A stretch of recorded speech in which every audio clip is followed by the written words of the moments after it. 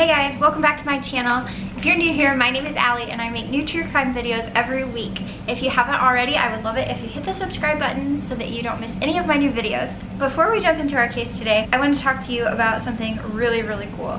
I have partnered up with a new true crime game and it is awesome. Let me tell you, they sent this to me. My husband and I have been working on it and it is so much fun.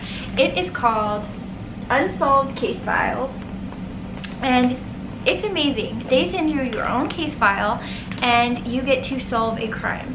So I'm going to open it up for you and show you just a little bit. It comes with all the evidence that you need.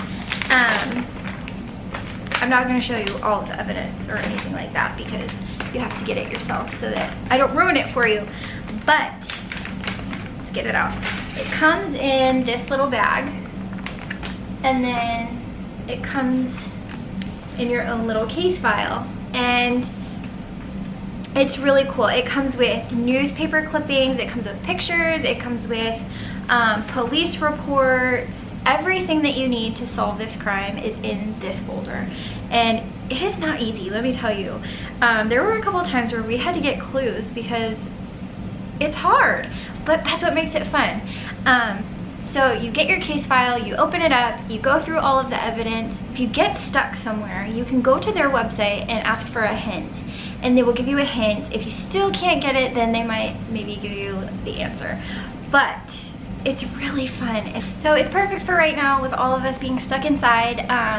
It's a great game to play. You can do it by yourself. I've worked on some of it by myself and my husband has worked on some of it by himself, or you can, it's a lot of fun to try to solve together as well. So if you want to get your own unsolved case files, I have a code for you to get $5 off of your first case file. So go to Unsolved Case Files website. I will link it down below for you and use code Alexandria Robin. I'll also spell it for you because my name's kind of hard to spell. But yeah, go buy yourself a case file. Let me know which one you get. I have the Harmony Ashcroft case file. So get your case file, let me know what you got, use my code, and have lots of fun and solve a crime.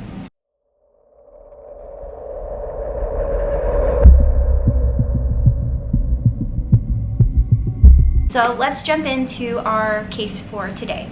We are going to be talking about a case that I had never heard of before. I think it's kind of one of those very local cases. It's not one that I think ever hit the national news. But we were driving.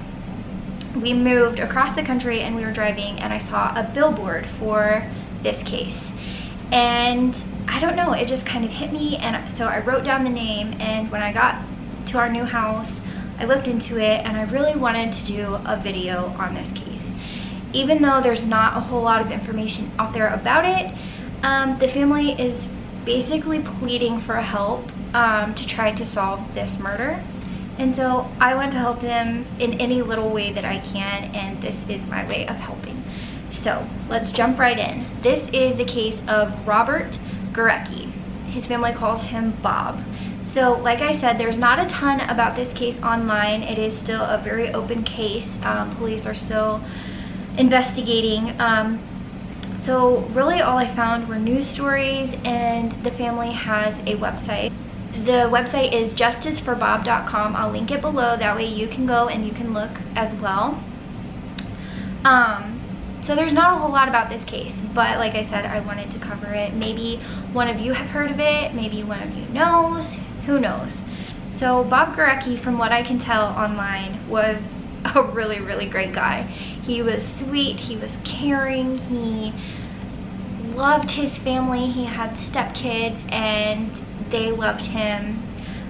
He helped raise his niece and nephew when one of his brothers had to leave the area.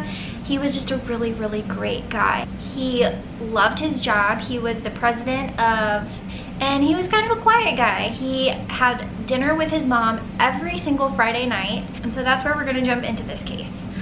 Bob was supposed to meet his mom Carol for dinner that Friday night. It was the night of May 3rd, 2019. Today is actually the 1-year anniversary of Bob's murder. So he was supposed to meet his mom for dinner that Friday night. Every Friday night, if he was going to be late from work, he would call her and let her know and say, hey, I'm running late. I'll be there at such and such time. So when he didn't show up right at 7 o'clock, his mom wasn't super worried, but she was waiting on a phone call from him.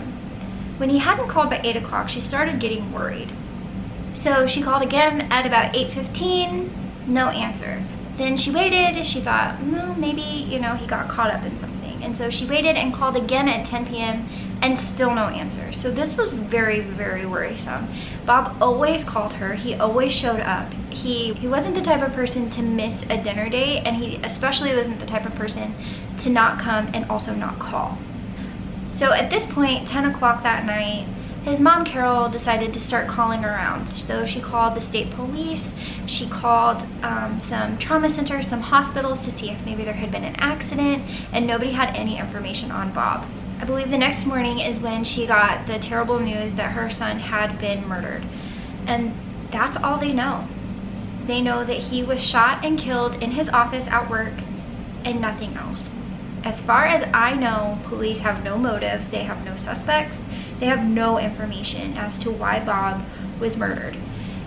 Like I said, he was a great guy. As far as his family knew, he had no enemies, he didn't have anybody that he was worried about, and so this came as a complete shock to the family and the community. So I'm sorry, but that's all the information that I have about this case, and I really want to help this family find justice for Bob. His mom is pleading with the community, with the public, with everybody. If you have any information, please call the Maryland State Police.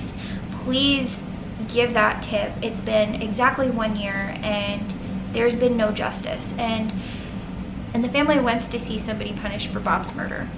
So if you recall anything, if you have any information about this case, if you heard something, if you saw something, if you maybe heard something through the grapevine, it doesn't matter. If you have any information about this case, it doesn't matter how small or insignificant you think it is, please, please, please give that information. You can leave it on their website, Justice for Bob. It's completely 100% confidential.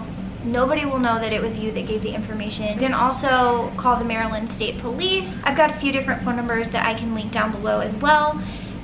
And the family is offering a $50,000 reward for the capture and prosecution of Bob's killer. So if you have any information, please leave that tip with the proper authorities. So I know this case wasn't super in-depth. I didn't really have any information for you other than what happened to Bob, but I appreciate you watching this. I appreciate you taking the time to maybe share this. That would be wonderful. Like I said, we are at the exact 1 year anniversary of Bob's murder and they have no information. And so I would love to help this family find justice. So thank you so much for watching this video. If you liked it, give it a thumbs up. Like I said, share it.